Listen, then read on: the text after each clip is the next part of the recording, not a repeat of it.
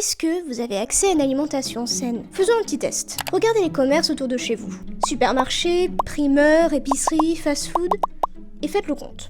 S'il y a beaucoup plus de fast-food et de snacks, alors vous vivez peut-être dans ce qu'on appelle un marécage alimentaire. Autrement dit, un quartier où il est beaucoup plus facile d'acheter des aliments ultra transformés. C'est-à-dire des aliments qui ont subi une transformation industrielle et qui sont riches en sucre, sel, graisse et additifs plutôt que des produits frais.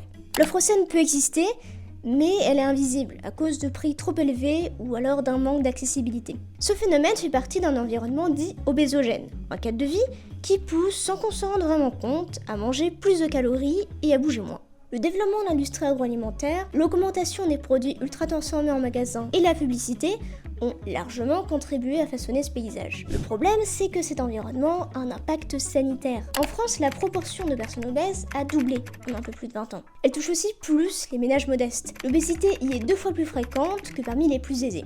Alors comment agir sur ces environnements? J'ai interrogé Mathilde Touvier, directrice de l'équipe de recherche en épidémiologie nutritionnelle. Elle est aussi présidente du 5e programme national de nutrition et de santé, mis en place jusqu'en 2030. Dans ce PNNS, l'idée c'était vraiment d'introduire plusieurs éléments sur l'environnement alimentaire. On a par exemple une des actions qui va porter sur la régulation de la publicité aux abords des écoles et des collèges, en essayant de faire en sorte que nos enfants ne soient pas, dès le matin ou dès la sortie des cours, environnés de publicité pour des fast-food, pour de la malbouffe, des aliments Nutri-Score E ou ultra transformés. Ensuite, il y a des notions qui vont être renforcées. La notion d'aliments ultra transformés est rementionnée dans ce PNNS. On était les premiers, parmi les premiers pays au monde, On avait une poignée de pays qui avaient déjà cette notion-là en 2019 dans le PNNS précédent.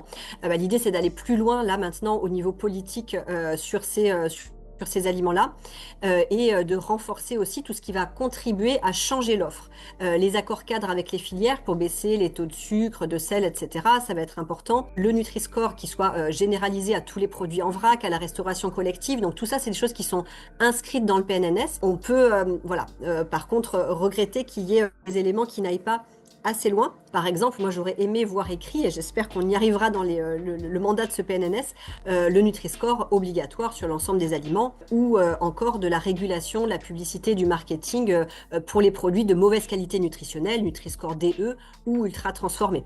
Et là, ce sont des choses qui ne sont pas écrites telles quelles dans le PNNS, et on espère pouvoir accentuer encore ces aspects-là pour aller dans l'esprit de ce PNNS qui veut jouer sur les environnements, justement. Les marécages alimentaires sont une question complexe. La récente polémique autour de l'installation du master poulet dans la ville de Saint-Ouen le montre. D'un côté, les fast-foods permettent un accès à une nourriture peu chère, en grande quantité et rapide. De l'autre côté, ce sont souvent des aliments ultra transformés, caloriques, avec un impact sur la santé s'ils sont pris très régulièrement. Et pour les chercheurs et chercheuses, l'enjeu n'est pas de les supprimer, c'est de rééquilibrer l'environnement alimentaire pour que l'option la plus accessible soit aussi une des plus saines.